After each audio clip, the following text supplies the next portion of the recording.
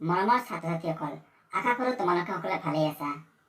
আজি মই তোমালোকৰ EVS অৰ্থাৎ পৰিৱেশ আৰু সাধাৰণ জ্ঞান বিষয়টোৰ কিছুমান ফল পাঠটো আলোচনা কৰিবলৈ ওলাইছোঁ। তোমালোকে সকলোৱে জানা ফলৰ বিষয়ে, কাৰণ তোমালোকে সকলোৱে ফল খাই ভাল পোৱা। আমাৰ স্বাস্থ্য ভালে ৰাখিবলৈ আমি কি কৰিব লাগে? ফল খাব লাগে।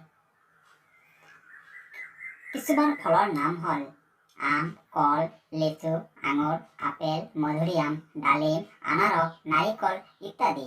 ইয়াৰ উপৰিও তোমালোকে কি কি ফল খোৱা তোমালোকে লিখি আমাক দেখুৱাবচোন।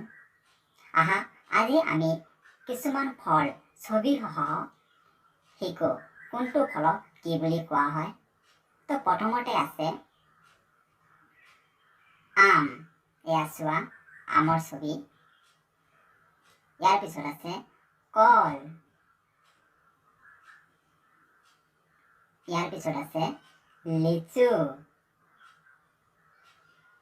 ইয়াৰ পিছত আঙুৰ, আপেল। এয়া চোৱা আপেল, মধুৰিআম, ডালিম, অনাৰস, নাৰিকল। ছাত্ৰ ছাত্ৰীসকল, এইখিনি আছিল আজিৰ পাঠ। আমি কেইটামান ফলৰ বিষয়ে আজি শিকিলোঁ। যিকেইটা ফল তোমালোকে সদায় খোৱা, লগতে এই ফলকেইটা আমাৰ স্বাস্থ্যৰ কাৰণে বহুতো উপকাৰী।